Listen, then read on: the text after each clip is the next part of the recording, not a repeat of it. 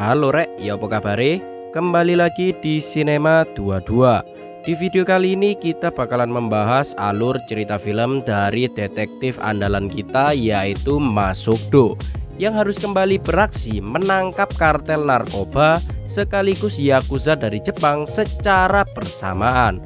Film ini merupakan sequel ketiganya, tapi tenang saja, tidak ada hubungannya di film-film sebelumnya. Tapi jika kalian ingin nonton film sebelumnya, link ada di deskripsi. Yowes, tanpa basa-basi lagi, langsung saja kita ke alur ceritanya.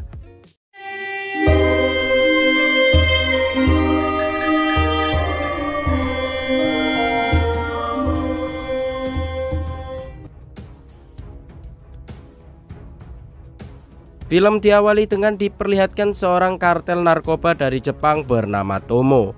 Ia berhasil menangkap seorang polisi yang menyamar saat pengiriman narkoba. Rekan Tomo bernama Sangchul, kita sebut saja Bambang biar gampang.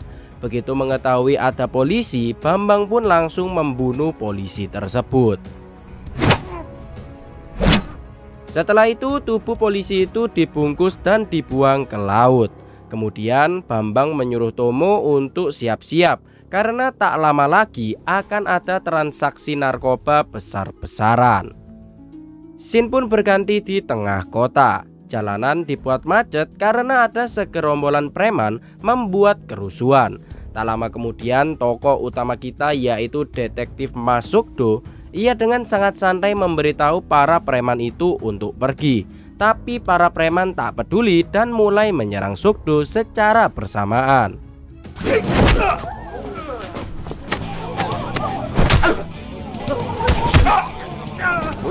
Ya, dengan pukulan kerasnya Sugdo berhasil menumbangkan para preman seorang diri. Setelah itu Sugdo pun sudah sampai di kantor. Namun baru saja sampai, Sugdo bersama rekan-rekannya mendapatkan laporan jika ada seorang gadis yang terjatuh dari apartemennya. Tak butuh waktu lama, Sugdo dan rekannya sampai di TKP.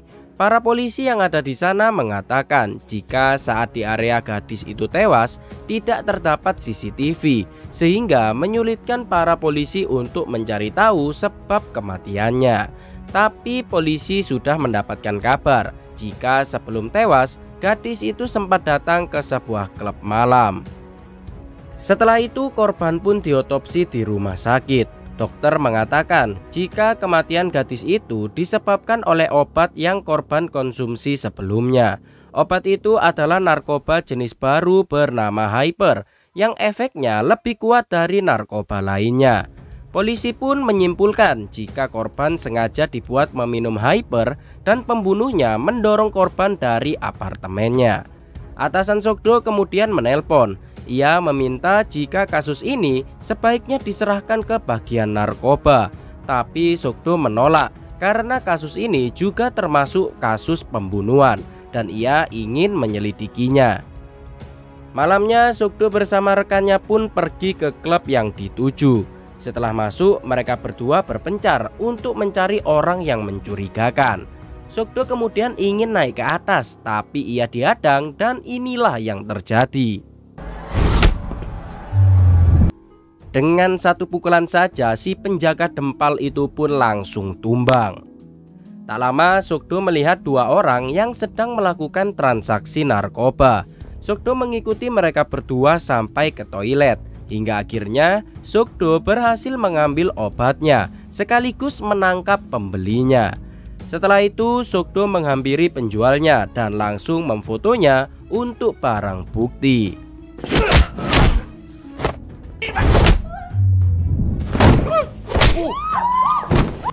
Mereka sempat melawan, tapi Sugdo berhasil mengalahkan mereka, termasuk si penjaga yang tadi. Setelah tumbang, si penjual akhirnya mengatakan jika obat yang ia dapatkan adalah dari si pemilik klub. Tak butuh waktu lama, Sugdo akhirnya berhasil menangkap si pemilik klub.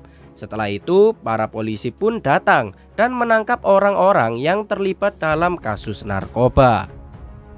Scene berganti ke Bambang. Ia bersama Tomo akan transaksi besar-besaran dengan gangster dari Cina yang diketuai sebut saja Rini.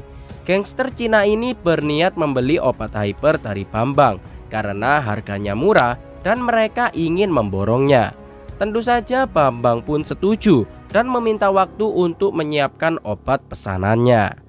Sukdo bersama lainnya akhirnya mendapatkan sketsa wajah Tomo dari CCTV Club, tapi mereka semua tak mengenalnya. Mereka menanyakan wajah Tomo ke pemilik klub, tapi pemilik klub tak memberitahu. Hingga akhirnya Sukdo langsung memukulnya hingga tepar dengan berpura-pura membersihkan CCTV kantor agar tidak ketahuan para atasan.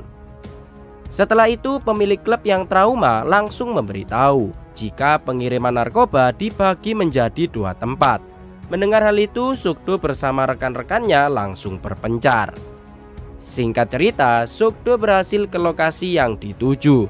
Satu orang di sana sempat menghadang dan seperti biasa inilah yang terjadi. Sukdo kemudian menggeledah tempat tersebut dan ia berhasil menemukan kantong narkoba. Kedua pengedar tersebut akhirnya diinterogasi. Mereka pun mengaku jika obat haram itu dikirim dari lokasi satunya yang saat ini rekan-rekan Sukdo datangi, yaitu tempat anak buah Tomo.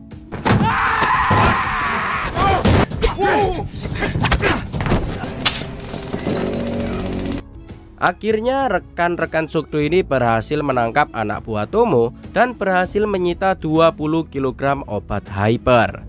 Setelah menangkap 2 anak buah Tomo, tiba-tiba mobil mereka ditabrak oleh orang misterius. Mereka mengambil obat hyper di bagasi dan mereka juga menghabisi anak buah Tomo yang masih hidup. Ternyata orang misterius tadi ini adalah Bambang beserta anak buahnya yang sudah tahu jika anak buah Tomo ditangkap oleh polisi. Bambang dibuat marah kepada Tomo karena obat hyper yang Tomo dapatkan bukanlah hasil produksi sendiri, melainkan hasil curian yang Tomo dapatkan dari para yakuza dari Jepang. Paginya, Sukdo datang ke rumah sakit untuk menjenguk rekan-rekannya yang alhamdulillah mereka semua selamat. Namun ada satu polisi datang bernama Donggu yang merupakan polisi di cabang utara. Donggu mengatakan jika atasannya sudah menghilang beberapa hari, yang padahal atasan Donggu sudah tewas dihabisi Bambang di awal film. Donggu bilang kepada Sukdo jika atasannya menghilang karena ia juga menginvestigasi kasus obat hyper. Sukdo kemudian ingin menemui polisi bagian narkoba di cabang Donggu. Di sisi lain, Tomo menemui rekannya bernama Kim karena obat hypernya juga ia jual kepadanya. Singkat cerita, Sukdo bersama satu rekannya sampai di Polsek Utara. Setelah menunggu, ternyata polisi bagian narkoba itu adalah Bambang sendiri. Sukdo kemudian mencoba mencari informasi dari Bambang, tapi Bambang pura-pura jika ia juga masih menyelidikinya dan masih belum bisa memberikan data yang valid. Sempat terjadi ketegangan karena Sukdo menganggap Bambang menutupi sesuatu darinya. Tapi beruntung Sukdo berhasil ditenangkan oleh rekannya sehingga Sukdo pulang dengan tangan kosong. Sukdo kemudian menelpon Donggu jika ia tak mendapatkan informasi apa-apa dari Bambang. Donggu pun kemudian mengarahkan Sukdo untuk menemui informannya bernama Corong. Corong ini gayanya sok keras saat ditemui oleh Sukdo. Pada malam harinya, Bambang bertemu dengan Rini bersama asistennya untuk menyerahkan obat hypernya pada malam itu juga. Tapi Bambang mendapatkan kabar dari Tomo jika ia saat ini sedang dikejar-kejar oleh gangster yakuza yang sudah ia curi obatnya. Mendengar hal itu, Bambang pun meminta waktu 2 hari lagi untuk mempersiapkannya. Ia beralasan jika barangnya terdapat masalah. Di sisi lain, Tomo akhirnya sampai di kediamannya. Ia segera menyuruh semua anak buahnya untuk mengemasi barang-barang dan segera kabur. Tapi semua sudah terlambat. Pimpinan yakuza bernama Riki pun datang dan membantai mereka semua.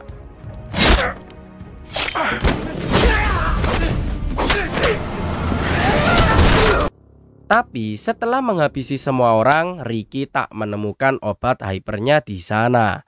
Di sebuah klub malam, Sukdo bersama rekannya datang ke sana untuk mencari Kim yang kenal dengan Tomo. Tapi seperti biasa, Sukdo harus memberi pelajaran beberapa orang di klub tersebut.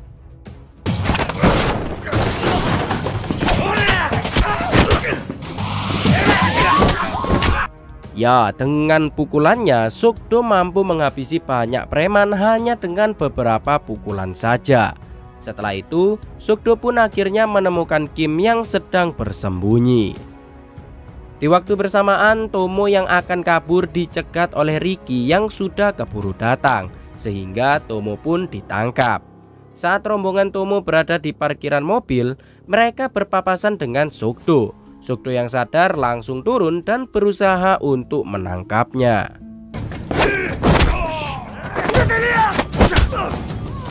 Tapi sayangnya Sukdo gagal menangkap Tomo karena tiba-tiba Ricky datang dan langsung menabraknya. Setelah berhasil lolos, Tomo dibawa oleh Ricky di tepi pantai. Ia menanyakan lokasi obat hypernya, tapi Tomo tak mau memberitahu, sehingga Ricky yang sudah sangat marah langsung menghabisinya dengan sangat sadis. Keesokan harinya, jasad Tomo pun ditemukan oleh Bambang yang menangani kasus tersebut. Malamnya, anak buah Bambang datang ke kediaman Tomo, berniat mencari obat hypernya yang diduga disembunyikan oleh Tomo. Tapi tiba-tiba Ricky bersama anak buahnya datang, langsung menghabisi anak buah Bambang tanpa ampun. 2 hari sudah berlalu, Rini sudah menagih obat hypernya kepada Bambang. Namun Bambang masih tak membawa obatnya, hingga akhirnya terjadilah pertengkaran di antara mereka berdua.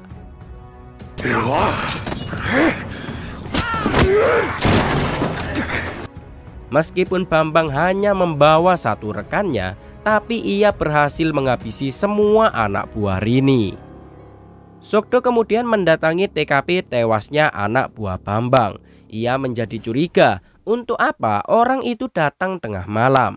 Untuk mencari jawaban, Sukdo pun datang ke Polsek bagian utara, yaitu Bambang, untuk mencari jawabannya. Namun anak buah Bambang tak menyambutnya dengan baik, dan Sukdo tak mendapatkan jawaban apa-apa. Dengan membawa Kim sebagai informan, Sukdo akhirnya mendapat lokasi baru yang berada di pelabuhan. Di sana ia bertemu dengan anak buah Ricky, dan inilah yang terjadi.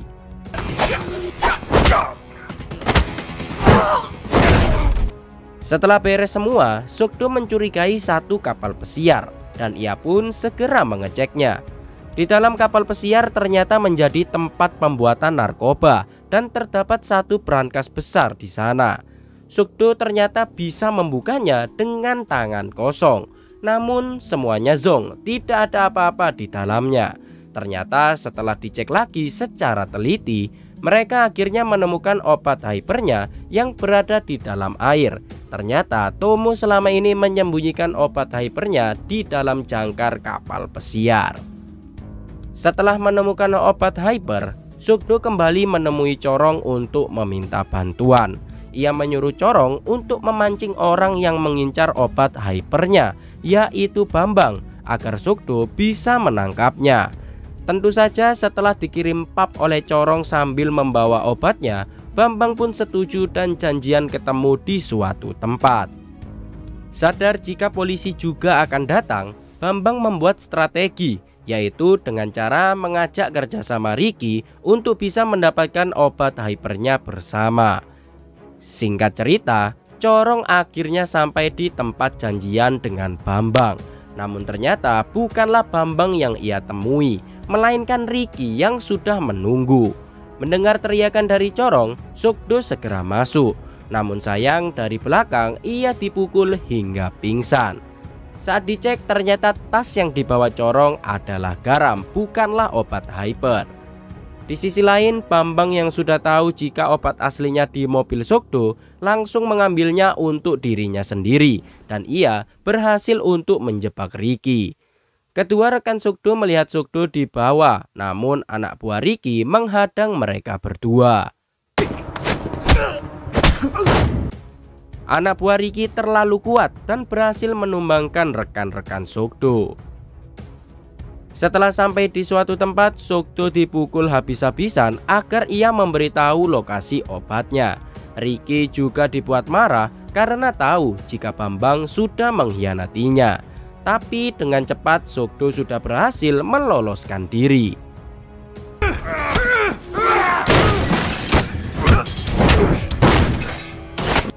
Setelah beres dengan anak buahnya, Sogdo kemudian menghajar Ricky habis-habisan.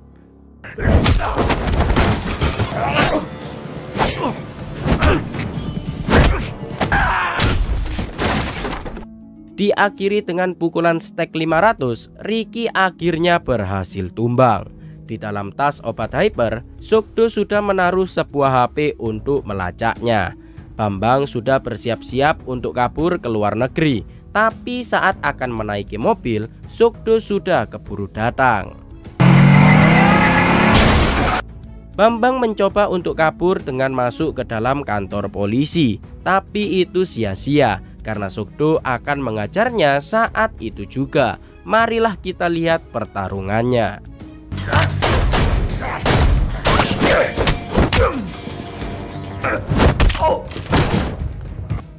Pukulan keras Sogdo membuat tulang rusuk Bambang patah. Sadar jika akan kalah, Bambang mencoba mengajak Sogdo untuk kerjasama.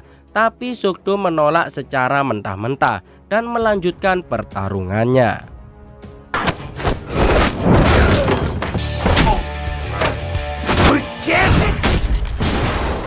Akhirnya Sogdo berhasil menghajar Bambang dan setelah itu para polisi bisa menggagalkan peredaran narkoba di Korea Selatan. Setelah kejadian tersebut, Sogdo bersama polisi lainnya merayakan keberhasilannya dengan minum-minum bersama. Di credit scene kita diperlihatkan jika Sogdo mengajak kawan lamanya bernama Jang Iso untuk bekerja sama dan film pun berakhir. Itulah guys alur cerita film The Roundup No Way Out 2023. Menurut saya film ini kurang sadis untuk bagian pertarungannya dibandingkan film-film sebelumnya seperti The Outlaws dan juga The Roundup yang saat itu Sogdo harus melawan gangster dari Vietnam. Itu benar-benar sadis coy. Untuk kalian yang suka channel alur cerita film, jangan lupa untuk like, komen, dan subscribe agar kalian mendapatkan notifikasi video baru dari channel ini. Terima kasih yang sudah menonton. Sekian dan sampai jumpa.